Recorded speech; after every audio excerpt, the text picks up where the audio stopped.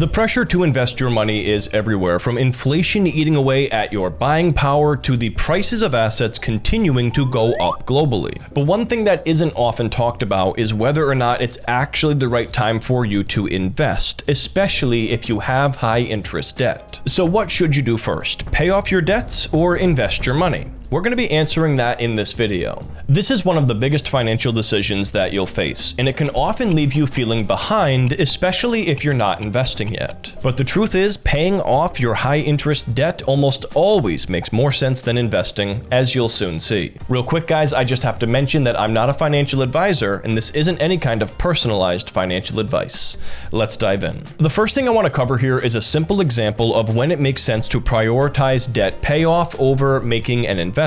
Because paying off your high interest debt can often be your best possible investment in many cases. Let me explain. We found the average credit card interest rate to be 21.95% as of April 2025. So let's say you have a credit card balance of $1,000 at 22% APR and you don't pay off any of the balance month to month. Based on calculating the daily interest rate, you would owe approximately $1,245.92 after 12 months. Now, let's compare that to investing $1,000. So the average return from the stock market is about 10% annually according to our research. And this is based on data from the S&P 500 index over the last century, which is the most commonly used benchmark for tracking the US stock market. If you earned that average 10% return over the course of 1 year, you'd be looking at $100 in potential gains on $1,000 invested based on annual compounding.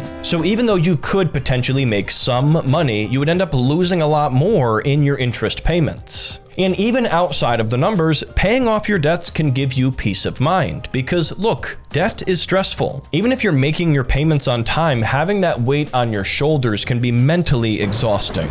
So that's exactly why many people will start their journey to financial abundance by knocking out their high interest debts as quickly as possible. And real quick, if you've gotten any value out of this so far, make sure to subscribe. But here's the important caveat. There's a lot of different types of debt out there, and not all of this is going to be bad debt like credit cards. There are some types of debts like student loans, mortgages, and even auto loans that have a much lower interest rate. So if you have these types of loans or debts, you might decide to invest alongside making your payments on them. What you need to consider here is the interest rate on your debt. If your debt has a low interest rate, say the low single digits for example, you might be able to consistently get a better return through investing. And another important consideration to make here is whether or not you're leaving any free money on the table. If you have access to a 401k with a company match, it's generally recommended to invest at least enough to get that match. Because if you don't, you're literally leaving free money on the table that could be yours. So this is one of those rare cases where you might make an exception.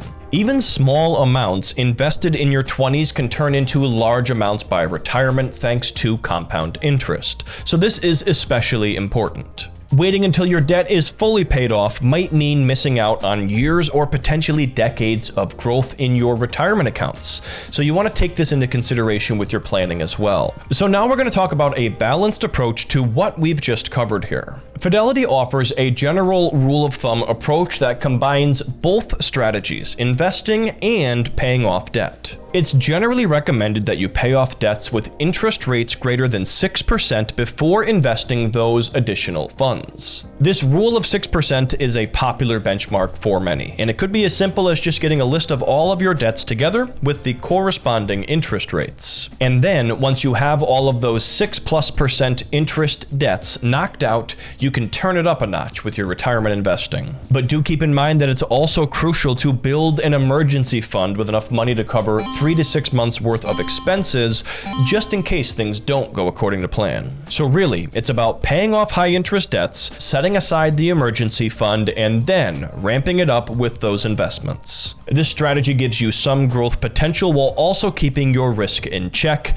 and it'll probably help you sleep better at night. So let me leave you with this question, and you can comment below with the answer. If you have a friend who is paying 10% interest on their debt, would you recommend that they invest? Why or why not? And while you're down there, don't forget to subscribe. You can click to watch our latest video from our Finance 101 series here on NerdWallet, and I'll catch you next time.